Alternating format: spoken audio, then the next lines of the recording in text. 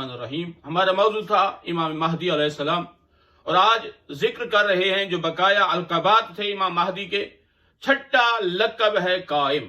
قائم سے کیا مراد ہے؟ اس لقب کا راز یہ ہے اصلاح عالم کی خاطر آخری قیام اور انقلاب آپ ہی کے ذمہ رکھا گیا ہے، اس وجہ سے امام قائم ہیں۔ اور اس کا ساتواں لقب ہے مہدی۔ مہدی سے کیا مراد ہے؟ اس کے بارے میں روایت میں ہے جو مہدی کے قیام اور خروج کا انکار کر دے اس نے پیغمبر اسلام پر نازل ہونے والے تمام احکام کا انکار کر دیا۔ اور اس کا آٹھواں لقب ہے منتظر۔ تمام صاحب ایمان کو مسلسل آپ کا انتظار ہے۔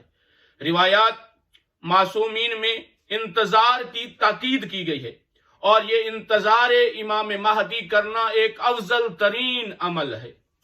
نواں امام کا لقب ہے معین، چشم جاری کرنے والا۔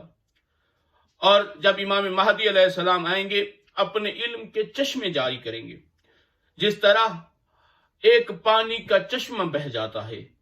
اور 10واں لقب امام کا ہے غائب۔ غائب سے کیا مراد ہے کہ آنکھوں سے اوجھل، جس کی شخصیت تو سامنے ہو لیکن جسم اوجھل ہو۔ یہ آخری دور کے ائمہ معصوم میں اکثر حالات میں قوم سے ملاقات نہیں فرمایا کرتے تھے۔ جب آخری دور تھا امام کا، غیبت صغرا کا، تاکہ لوگ غیب کے عادی ہو جائیں، اور کل جب امام غیبت کبرا میں جائیں تو لوگ انکار نہ کر بیٹھیں۔ یہ 10 لقب تھے امام کے۔